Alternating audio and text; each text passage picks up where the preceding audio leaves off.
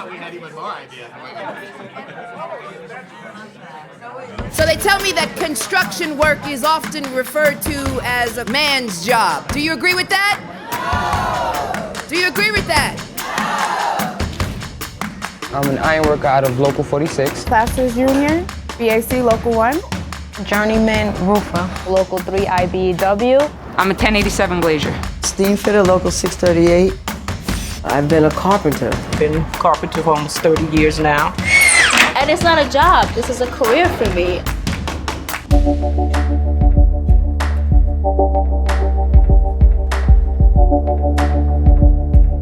My first site I worked on, I remember, I was the only female there. And when I walked in, heads turned. There were some people who felt very angry about the idea. They thought we were taking men's jobs and that women didn't really need to work, that they could always pick up a man and the man will support them. I had somebody tell me, you should be on pregnant having babies. What are you doing out here, working out here in construction? And there were a lot of construction companies that haven't been progressive enough to give women opportunities.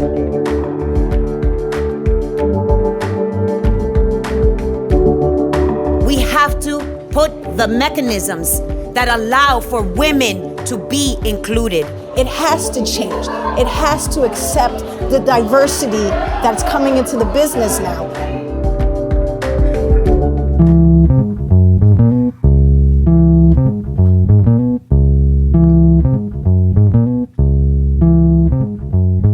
Job site I'm on today is pretty different from any job site I've ever been on. I never worked with so many trade women before. There's lines for the bathroom now, which there usually never is. After you start working, it's just like any other construction site. We have a female on our crew. I wanted to help her with a heavy beam, and she told me, no, I don't need your help. And I was watching her, and she was carrying 3 planks, just like how we do it. The atmosphere is really positive. I think it's breaking ground right now. We treat it the same, we get paid the same, we are respected the same. It's great for morale. I'm very grateful for this company that is specific about having a certain percentage of women on the job. We need more of that.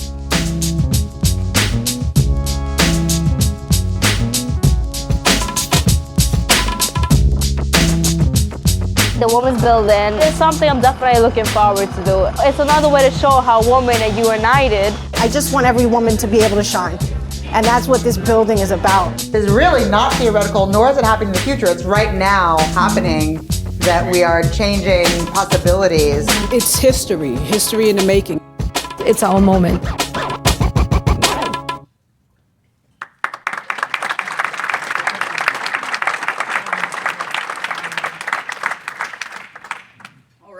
That video. Let's give her another round of applause and thank you to NoVo for putting that together. That was fantastic.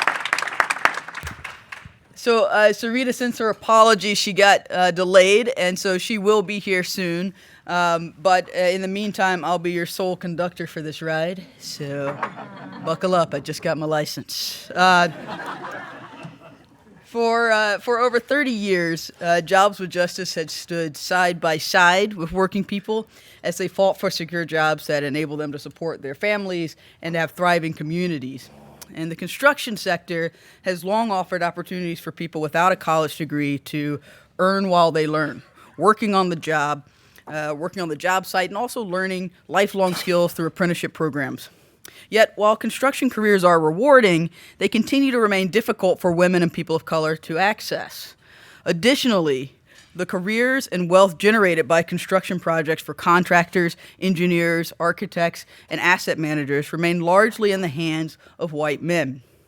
Even when a diverse set of workers are given job opportunities in construction, there is no guarantee that the pay will be fair, that they will have opportunities to advance their training, that their worksite will be safe, or even that they will have a voice on the job to raise concerns and develop their own leadership.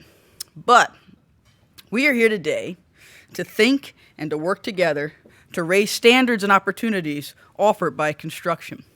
Along with our partners at the Ford Foundation, the NoVo Foundation, and Mission Investors Exchange, we've invited you into this space because together we have the collective power, those of us in this room right now, to move the needle on diversity in the construction sector and to ensure that the wealth created by a project stays in the communities where projects are built. It's estimated that philanthropy finances over $30 billion in real estate and other capital projects. Clearly, philanthropy is in a powerful position to create construction careers, not only through their own building projects, but through their investments in real estate, as well as through their grant making. I'm super excited to be joined by two people who have really stepped up in a big way on this front. Pamela Shifman, the executive director of the NoVo Foundation, and Darren Walker, the president of the Ford Foundation. Let's give them a quick round of applause for joining us today. Darren and Pamela both understood the problems in the construction sector, and when rebuilding their respective headquarters, including this beautiful building, I mean, can we just take a second to honor this? Yeah. Including this building, they were intentional in ensuring that women and people of color benefited from the jobs that their projects created. They also mandated that those who worked on their projects earn family-sustaining wages, earn family-sustaining benefits, and had access to career ladders through apprenticeships. And their intentionality was so critical. And frankly, just so we can all truly appreciate the results of Pamela and Darren's leadership on this issue, I'm actually really excited to introduce a very special guest, Lindsay Gashard, who's an apprentice electrician with the IBEW Local 3, who was a part of the crew that rebuilt this beautiful building. You mind coming up, Lindsay?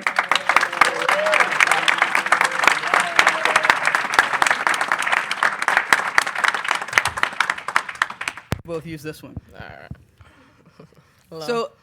So we're going to do this kind of interview style. I'm going to put on my Montel Jordan face. No pressure. But clearly you must be so proud of your work here. Like, can you tell us, like, what was your role in this job site? What did you do? Yeah, I was working, one of the electrical teams working here. I was responsible in helping my journeyman do the pipe work above the ceilings, doing all the, for running the currents that you do not see to give you power to everything here. I also was a part of the team installing the light fixtures. There were gold light fixtures that were removed from this building, original, and they came back, and it was really detailed to get those up pretty much in perfect condition. So that's a really big takeaway from me working here. It's really nice. And how'd you hear about the job? I actually came into IBEW Local 3 through a program, NEW, Non-Traditional Employment for Women. They paved the way completely because I would not be here if it wasn't for NEW. I heard about NEW through word of mouth. I had a friend who was in the industry, and he was just trying to bring light to women coming in. So it was really nice. He was an apprentice at the time. So hearing stories of how difficult it is for women to get in, he was a young gentleman saying, hey, no, come into this industry. I'm already in there. Come in. So it was really nice. I went through NEW. The pre-apprenticeship was about 6 weeks, I believe. Pretty rigorous, I remember.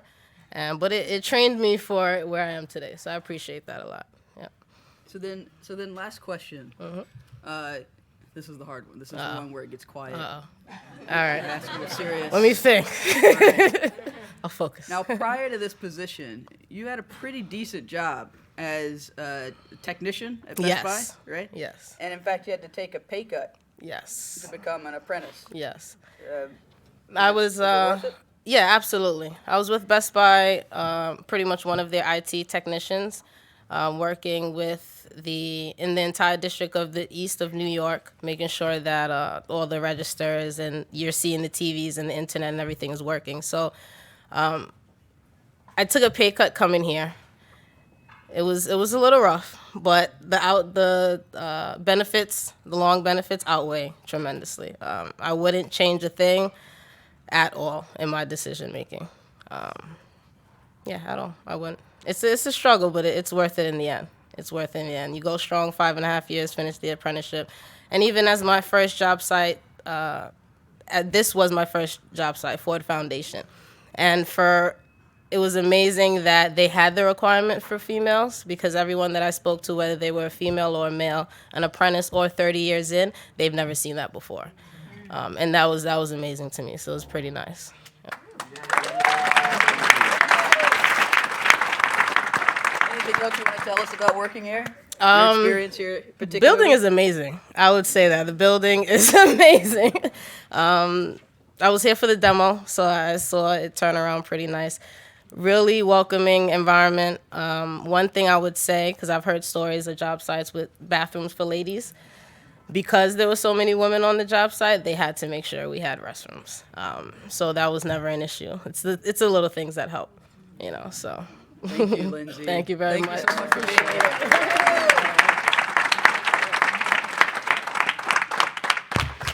See, y'all couldn't even see me wince. She got a strong handshake that hurt. It's okay. I'm back together. So now I'd like to welcome Darren Walker of the Ford Foundation, Pamela Shifman of NoVo Foundation, and Tracy Palangem to the stage for our keynote discussion. And while they come up, I'm going to go ahead and introduce each one of them. Tracy is you can come up to this lovely stage. And we can give them a round of applause. Encourage them. Looked like they were going to stay at the table for a second. I was like, I don't think it says fishbowl in the script. All right. Tracy is a co-founder and CEO of Social Finance, a nonprofit leading the development of pay-for-success financing and social impact bonds, an innovative public-private partnership that mobilizes capital to drive social progress.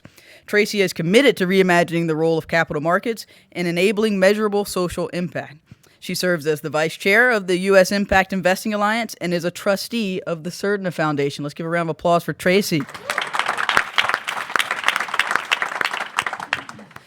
And Pamela Shifman, who we know and love, is the executive director of the NoVo Foundation and a lifelong advocate for girls and women. Pamela is guided by a deep commitment to ensuring that philanthropy centers the most marginalized people in the pursuit of justice and meaningful change. In her 11-year tenure at the foundation, she has advanced NoVo's efforts to end violence and discrimination against girls and women and has developed a sharp racial and gender justice lens for the foundation's work. Round of applause for Pamela.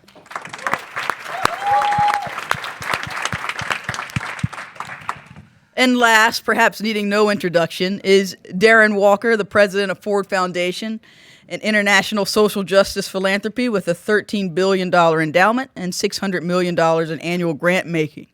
Darren has been named to Time's annual list of the 100 most influential people in the world, Rolling Stone's 25 people shaping the future, and Fast Company's 50 most innovative people. Please feel the glow and welcome Darren. So Tracy's going to lead us off in the discussion this morning. Thank you, Tracy, and I'm going to pass it to you. Well, welcome again, everyone. We could not be more excited to have this conversation in the new Ford Foundation Center for Social Justice. Darren, thank you for hosting us. Literally walking through the halls, and Roy greeted me this morning, and I was like, Roy, what's everyone's reactions to the new building? And I said, what are people saying? He said, people don't need to say anything. They come in, their eyes are brighter, and their jaws just drop. And that's how I experienced walking into this building. Every inch of this greater than 400,000 square feet has just been so intentionally, so thoughtfully done. Tell us about the journey, and how are you feeling about this amazing accomplishment? Well, thank you very much. I'm so honored to be included in today's meeting here. And for me, this really, the building is but a physical manifestation of a vision that is really about inclusion and transparency. And so while on the one hand, one can marvel at the vintage brass fixtures that you installed superbly, it really is for me about whether people feel welcomed and embraced. I remember my first visit to the Ford Foundation when I was working in Harlem in the 1990s, and the Ford Foundation was doing amazing work, and we were so honored to be a grantee. But physically, it wasn't a welcoming place, and that was by design. It was meant to be for the Ford Foundation staff and invited guests. And that's why there was very little signage, and that's why no one was ever invited in. And it was the way institutions in the 1960s, the Mad Men era, were constructed and conceptualized as hierarchical, opaque places by design. And in fact, Kevin Roche, the designer of the building, and I talked about that. There was a reason the old president's office was designed to be intimidating, because in the 1960s, to visit the president of any major American institution was supposed to be intimidating. You were supposed to feel lucky to be invited in. And so we have a different vision today. But I don't want to talk about this building in that regard. I really do want to talk about the work that Pamela and her colleagues at NoVo are doing, and the journey that we all must be on that requires intentionality, that requires resources and prioritizing action over rhetoric in this area. So I'll stop there so that Pamela can speak. Yes, well, I was just going to ask Pamela about her new building, and you just moved in last week, 2 weeks ago, something like that in Brooklyn. So tell us about what inspired you to embark on that amazing project, and then I'll have the two of you talk about the journey together. Thank you so much. Thank you. And today was actually my first day walking in this new building, and I was one of those people with the big eyes, and Roy, is that his name downstairs? Roy, looking a lot happier. So it really is spectacular. Yes. Yeah. So congratulations. Really spectacular. Congratulations. Yeah. I think it starts with the mission of the NoVo Foundation, which the mission of the NoVo Foundation is to build a more just and balanced world. And for us, fundamentally, from the beginning, that requires that we end all forms of violence and discrimination against all girls and all women everywhere. And that includes the violence of economic exploitation, which women across industries, and especially women of color, experience. Our mission inspires every single thing we do at the foundation, not just our grant making. So our mission inspires who we hire as our catering company. It inspires who cleans our offices at the end of the day. It inspires our parental leave policy. And of course, it has to inspire how our building gets built. So when we decided to move our headquarters to Brooklyn, our New York City headquarters to Brooklyn, we knew that we had an opportunity to put our money toward our mission. And we did that in two really fundamental ways. First, as you saw in the video, we set a goal of requiring 25% of hours worked by women on the job site. And with our partners, including Works in Progress, we were able to not only reach 25%, but exceed that and reach 33% hours worked by women on the job. Wow. Thank you. And second, we made a commitment to be a union site, and we knew that that would cost more money. And we also knew that we'd get a better job, and we know what that means for workers. We know that it means dignified work, and we know that it means security and solidarity, and that was very important to us. So for us, reaching these goals was important, but it wasn't actually about the numbers at all. It was about transforming industries for everyone. As we have seen recently, a lot around Silicon Valley, what we know is when workplaces have significantly few numbers of women in the workplace, those environments create toxic and hostile work environments for women, but also for LGBT workers, for workers of color. These are not good places to work. On our work site in Brooklyn, one of the women who helped build our site has been doing construction for 30 years. She's been a carpenter. And she said that this was the first job site that she ever worked on where she had anyone to eat lunch with. Wow. Right? You would show up at the job and it felt different to be in that environment. We also were told early on in our quest for this building by the construction firms when we shared our workforce goals and that we expected 25% women on this job, they said it would cost more money to do that they would charge us more money to have 25% women. And we were like, why exactly? And the answer? Everyone knows women are less efficient. Okay, that's real. That's real. Our colleagues at New shared that shared that with some of our colleagues last week, that this is something, these kind of stereotypes that women are less efficient, they're less skilled, they're less good at their jobs. This stuff contributes to this kind of crazy notions that we would have to pay more money to have women on the job, which of course we did not pay more money to have women on the job, of course.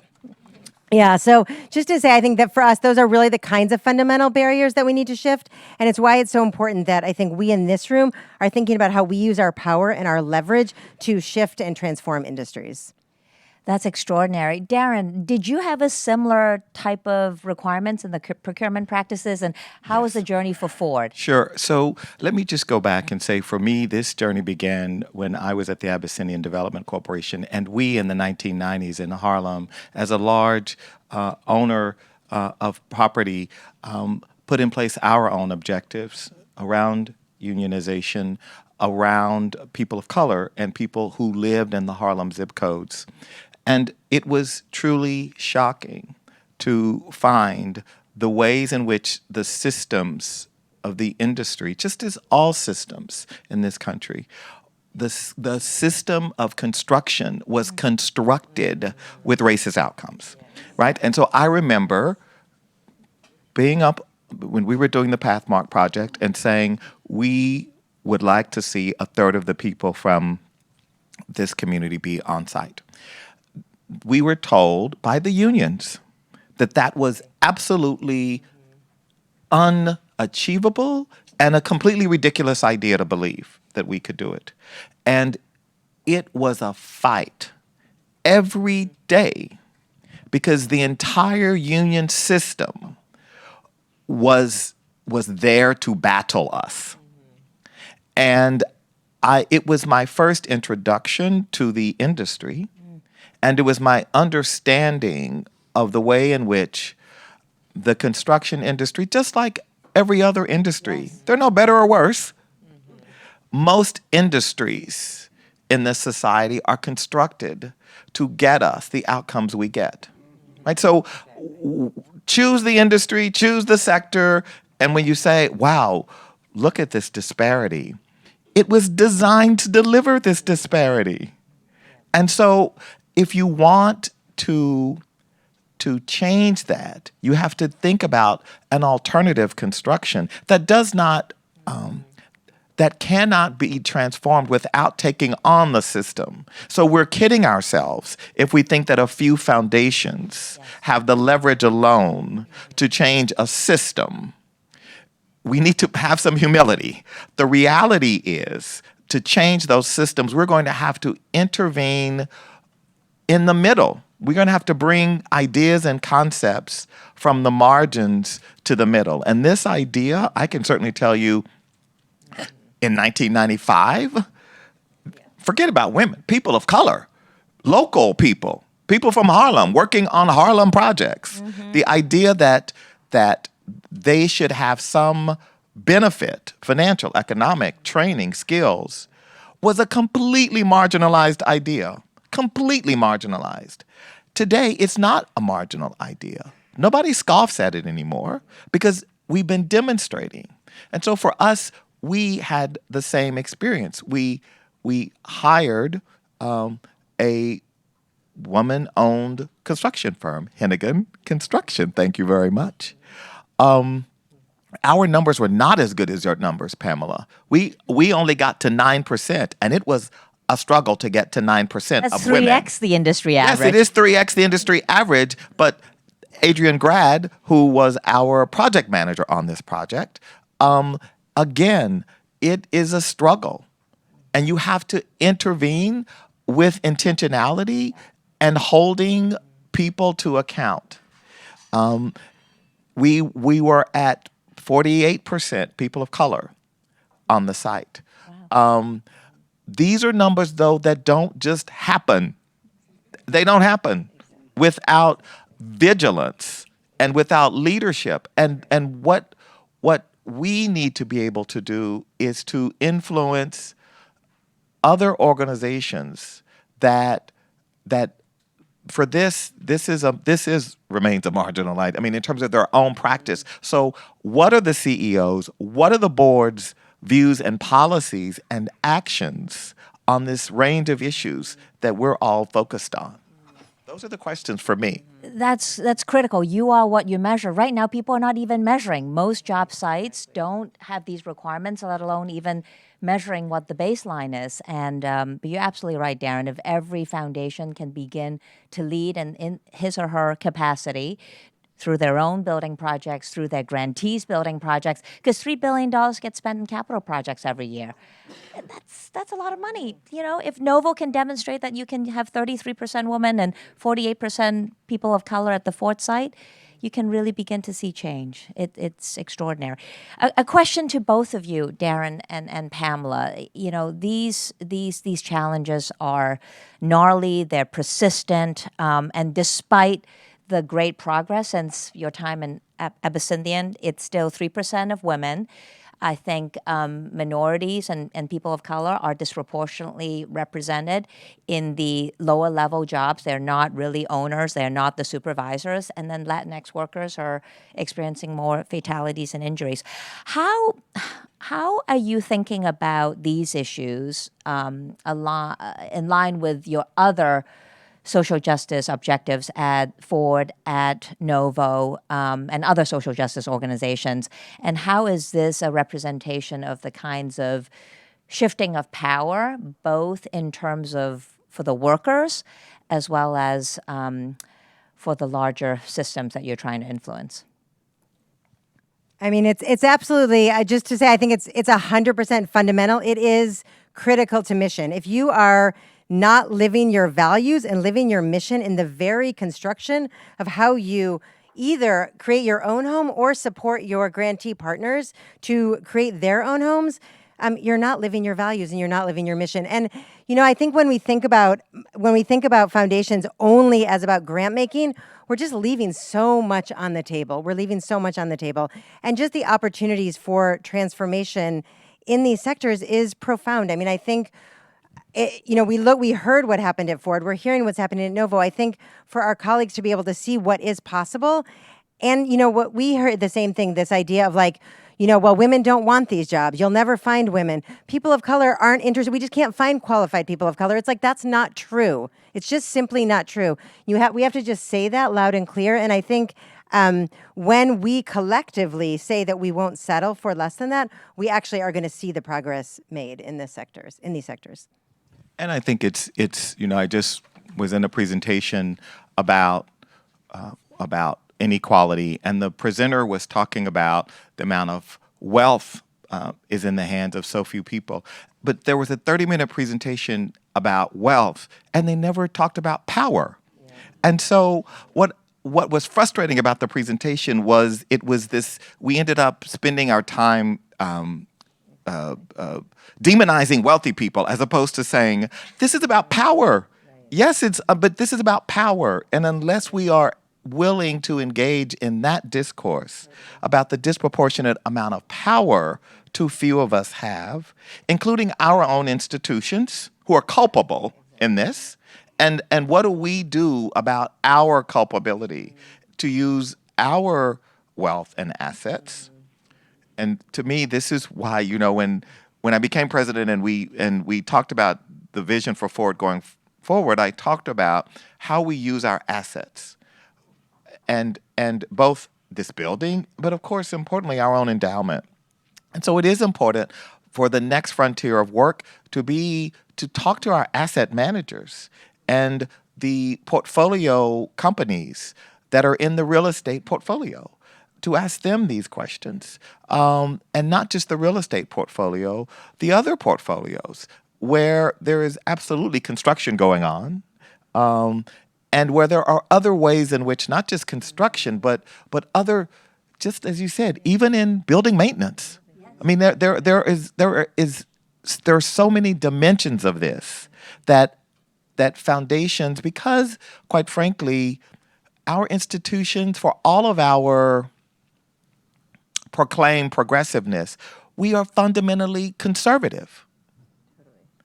And stewards. And we are stewards. and I say this to my trustees all the time. I don't want us to have a stewardship mentality. I want us to have an impact for justice mentality. And I understand that we are fiduciaries and that you as trustees have a responsibility to be prudent, to transfer wealth to the next generation because we are by charter a foundation in perpetuity. I understand. Yes, yes, yes. But we also have this other mission around justice. And how do we reconcile the two? Pamela, well, you've been snapping your fingers, Pamela. I've noticed that. I agree too, Darren. Pamela, you're about to embark on another ambitious building project. I've walked by Bayview. It's an extraordinary site. It's an extraordinary location. How are you going to take this to a whole new level? Are you going to overshoot the 33? Well, just to back up, because I don't know if everyone knows about the women's building. So we are working to transform a former women's prison, the Bayview Women's Correctional Facility, which is on 20th Street and 11th Avenue in Manhattan. We are working to transform this former prison into the women's building of New York City, a global hub for women and girls' rights movements. So together with movement leaders, many of whom are formerly incarcerated and who spent time at Bayview, we are imagining together what this new space is going to be and imagining how we create a space that is dedicated to justice and liberation and equality from a space that was about pain and confinement. And because this is centrally the mission, we knew that it was absolutely critical that tradeswomen were centrally involved in building this building. So we are thrilled, building on the work that we have done at State Street in our Brooklyn office. We are committing to ensuring 35% of hours worked on this site will be worked by women, especially women of color.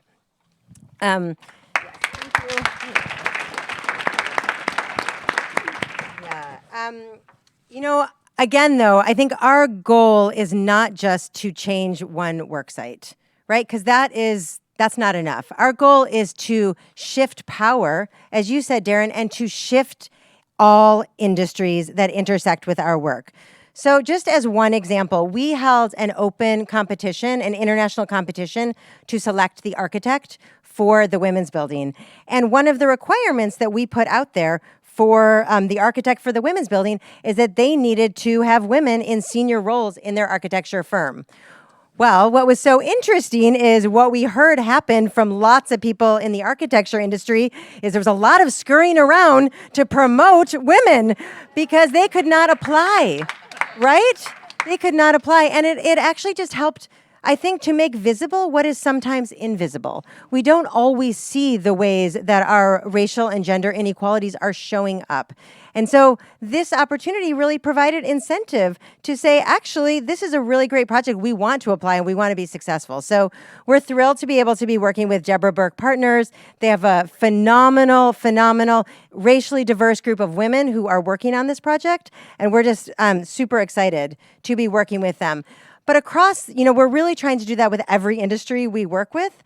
So we now have women leading teams on structural engineering, environmental and geotechnical engineering, facade engineering, resiliency design, landscape architecture, a bunch more. All of these are totally fields that are dominated by men. So I think part of the idea is to lift up what is possible. With that in mind, we are really hoping that this will be a opportunity to give a platform to tradeswomen in particular who are really involved in building the building, but they're involved in so much more because what has become super clear to me from working on this project is how much tradeswomen have to offer the women's and girls' rights movements. All over the world. Tradeswomen are involved at every stage of this project, from thinking about the vision of the building, what kinds of organizations should be housed in this building, how our child care center needs to be set up, all of it. And I'm super excited later on today, one of the women who's been most active on the women's building, who is part of our women's building advisory committee and is a fearless feminist plumber, Judalyn Cassidy. Judalyn, raise your hand. You all are going to get to have the pleasure and honor of hearing from Judalyn today. and how she thinks about the world. It's really, really exciting. So excited for you all to join this journey with us, because we are definitely on a learning journey. So if you look at the website, womensbuildingnyc.org, we'll be kind of updating and sharing what we're learning along the way in this project. So yeah. What's the anticipated timeline, Pamela? We expect to open in 5 years. Yeah. The rebirth of Bayview. Yes, yeah. How apt. NoVo. I'm playing on the words. Really neat. Exciting. Thank you. Darren, anything to add on the other tools? Because I know that you've been so thoughtful about all the, kind of power bases and capital and tools that foundations have in service of your broader agenda, not just grant making and investment. And I think the grant making is important. I mean, we were an early funder of New, in part because we saw that work, at the beginning of the organization as essential to the idea of full women's empowerment and participation, agency, authority, autonomy in society. And so New has been a critical ingredient in our wonkish ideas around theory of change. I mean, it's not going to happen if you don't invest in the institutions like New, like Jobs for Justice, and so many of the organizations in this room. It's not going to happen without institutions. And I think fundamentally, we have faith in the idea that institutions matter in a democracy, and that change only happens. I'm getting ready tomorrow for a board meeting, and we have an evaluation discussion. And I was explaining to my board chair, who was saying that there was a board member who was really wanting more quantitative, and really great questions. But I was explaining to them that social justice isn't like science. When you have a scientific discovery, everything is accretive. Everything builds on the latest, most recent discovery or scientific advance. And so no one says, oh, we have to go back to the beginning and figure out how to solve polio. The eradication of polio has been a scientific set of discoveries over many years.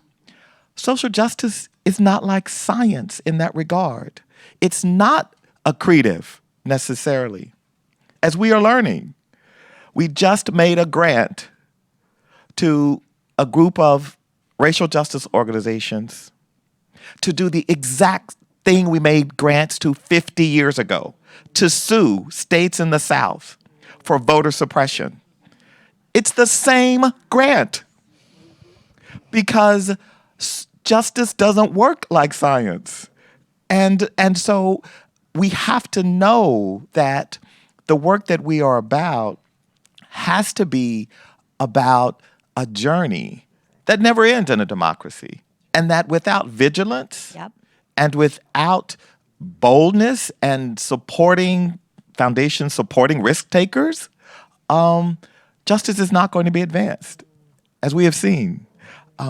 So our work, as we think about construction and women's empowerment, the work of this group in this room is so essential to that enterprise of advancing justice in this country and in the world. So, for me, days like this are so invigorating. And during times of a lot of darkness for me, I can see light because of all of you. So thank you for this and for just allowing us to learn from you. And Pamela, of course, you and Jennifer and Peter have been such great partners and friends, everything from child marriage to this. And we're so grateful at Ford for you and NoVo and everything that you all do to help teach us.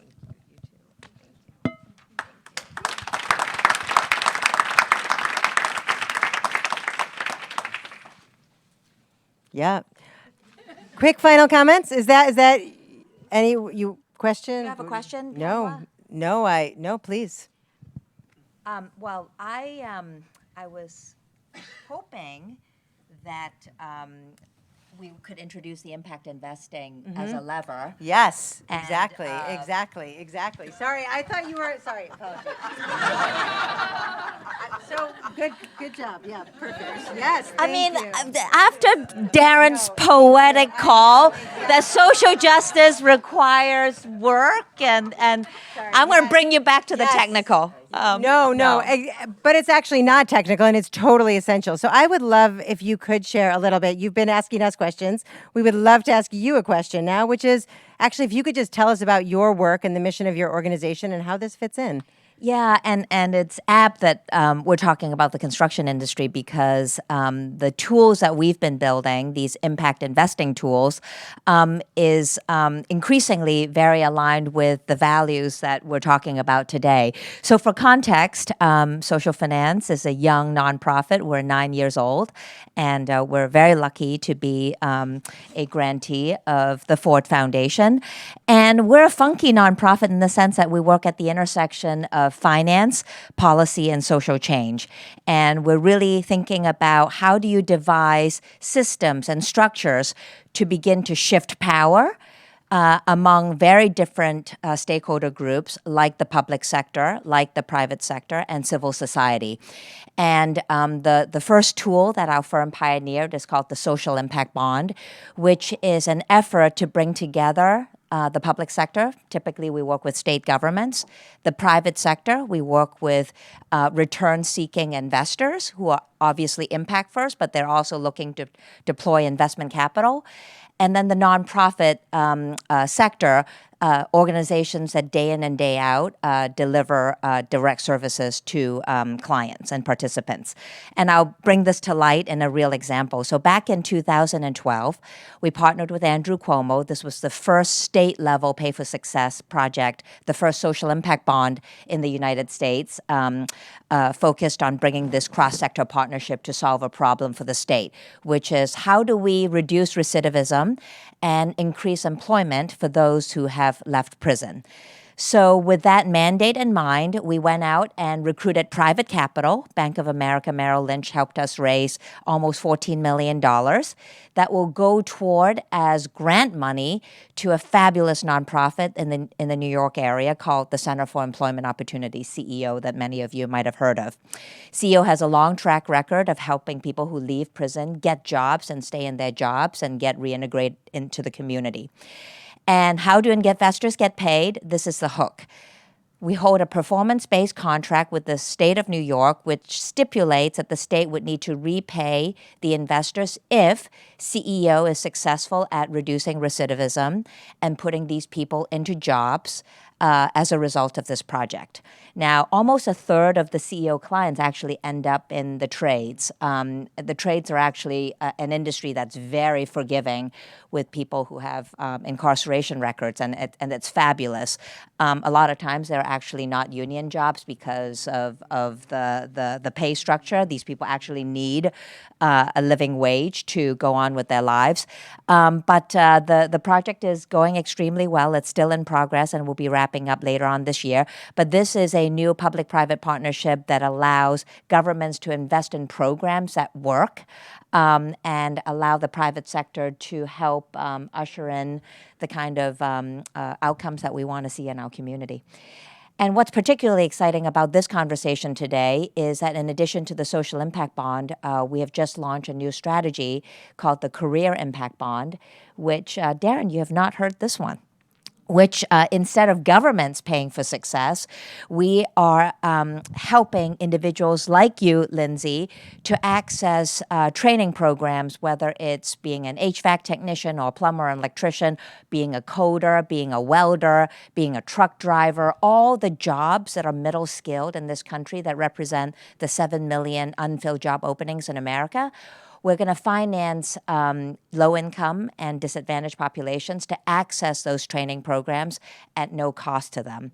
And then they will then repay a portion of their salary if they get a job over a particular income threshold. And there are lots of protections for the worker because at the end of the day, this needs to be an impact-first financing. But what's really amazing in our research journey is that there are just so many jobs, good jobs with good benefits in the construction trades. One of the highest growth industries going forward is going to be like 16% growth in HVAC technicians, 16% growth in plumbers. I mean, unbelievable jobs with middle-class incomes that people can access a pathway to build their lives. So we're really excited about that too.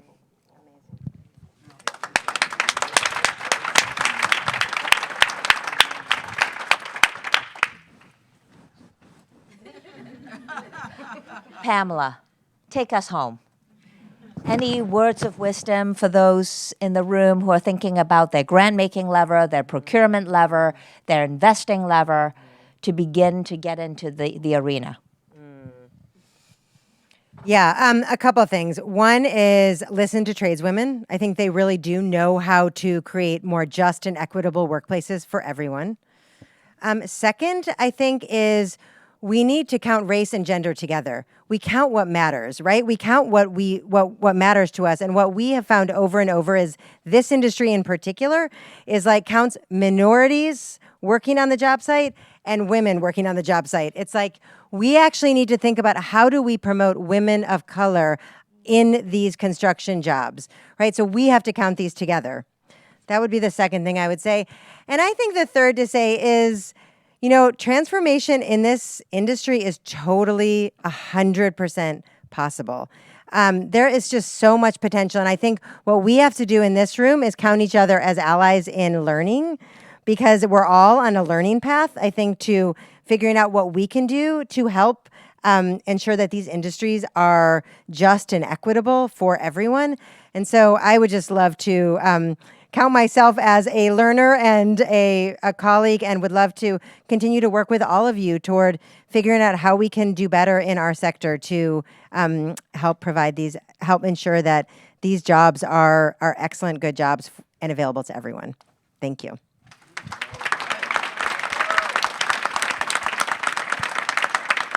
I would be remiss not to mention that timing is everything, and we're really excited about the construction wave that would likely be stimulated by the Opportunity Zone legislation. And by the way, under Darren's leadership, the Impact Investing Alliance just produced a set of principles and an impact framework to make sure that these investments actually live up to the intent of the legislation. And we anticipate that there's going to be a lot of construction going on across the 8,000 census tracts across the country.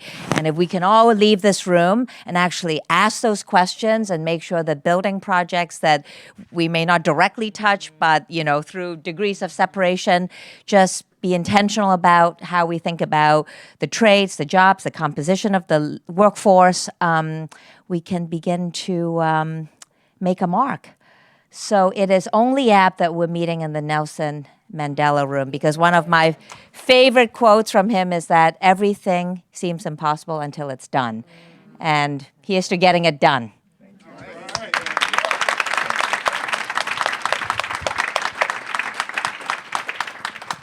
Thank you, Tracy. Another round of applause for our panel. So now you've heard from Lindsay, and you've heard from Tracy and Darren and Pamela. You feeling inspired to potentially join us in creating construction careers for women and people of color? No, I'm sorry. I'm from North Carolina. I grew up in the church. I need a little more. I need a little more than that. Okay. All right. I believe it. Okay. All right. So before we begin this conversation together, let's get a sense of actually who's in the room. By show of hands, who here works specifically on racial equity issues with your institution?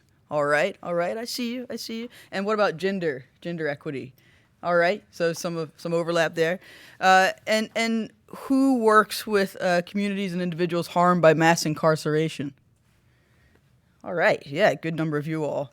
And what about equitable development? Okay, great.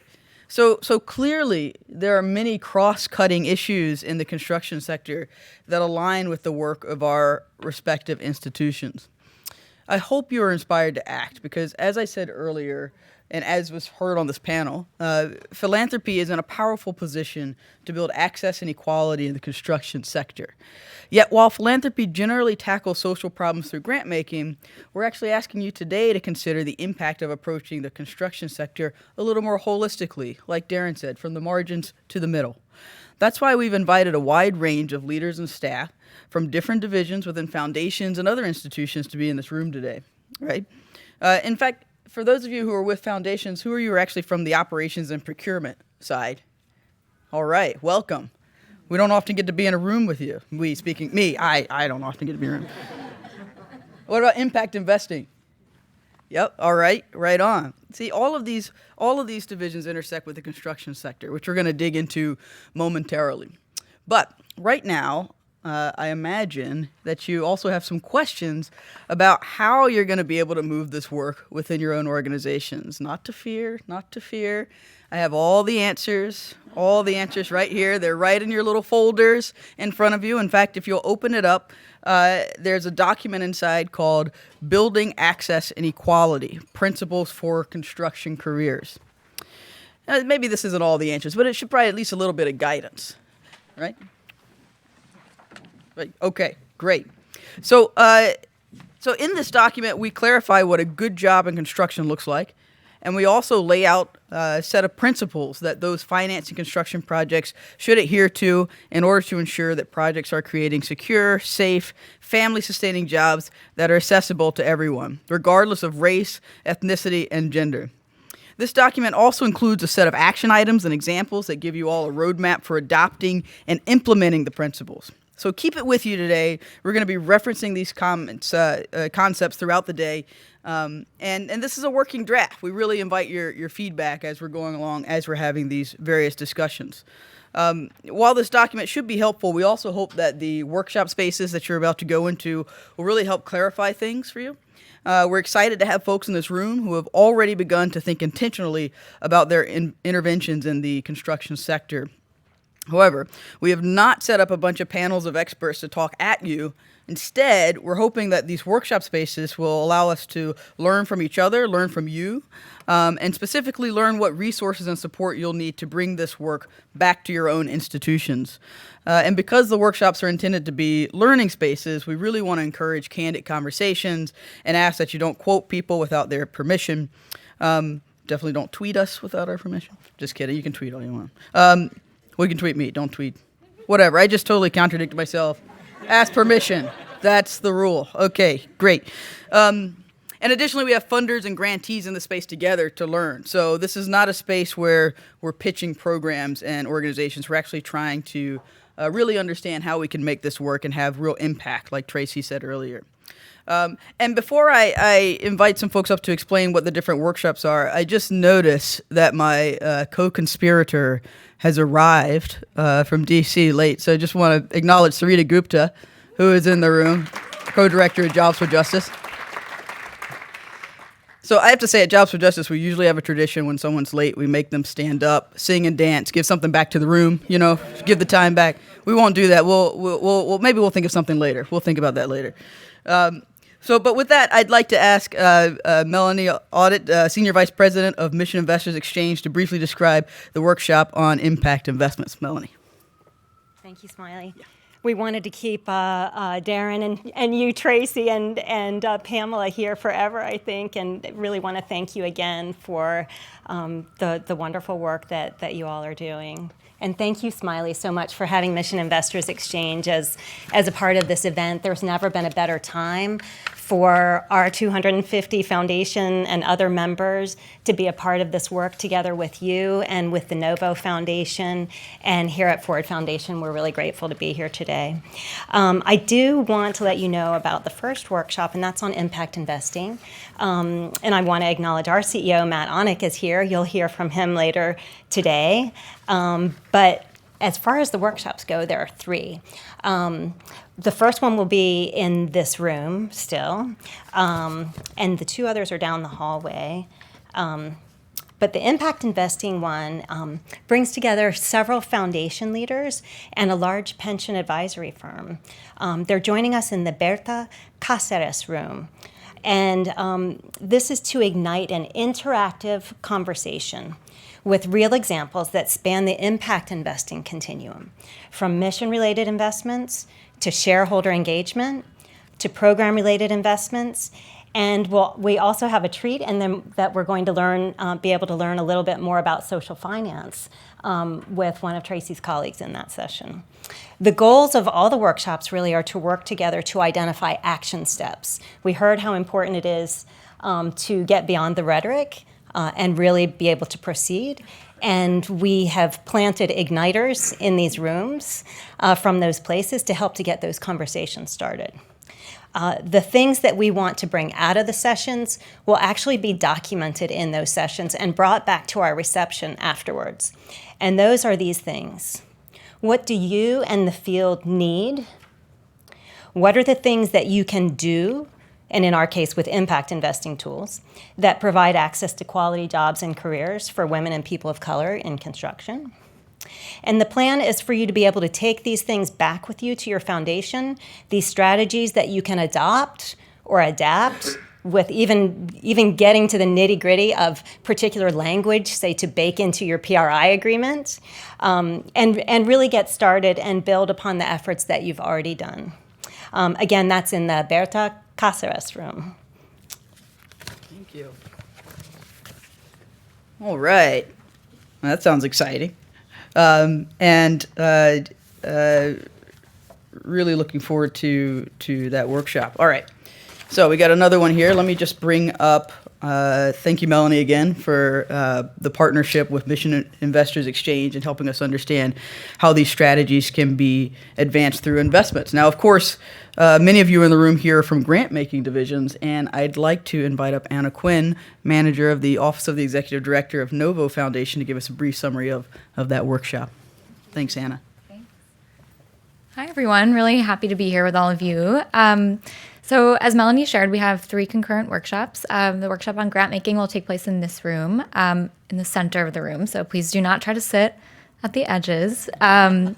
We will be exploring the range of different opportunities for foundations to get involved in this work through their grant making. So we'll be looking at pathways like organizing, advocacy, training, retention pathways, and capital grants. And we'll hear from Gary Cunningham, from Jose Garcia, from Tamisha Bridges-Manfield, and from Marcy Hun. So please join us if you're interested in grant-making pathways. Thanks.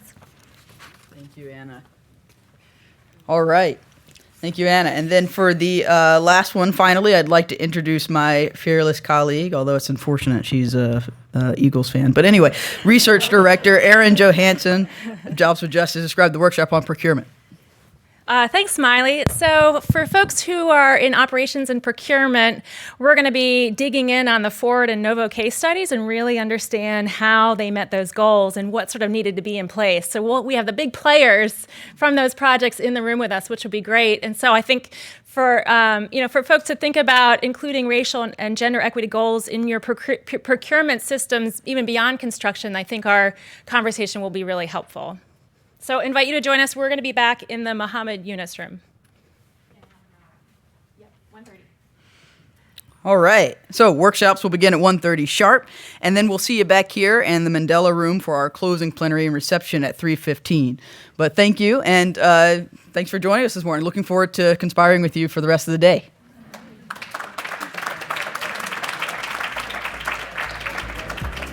Tell the story.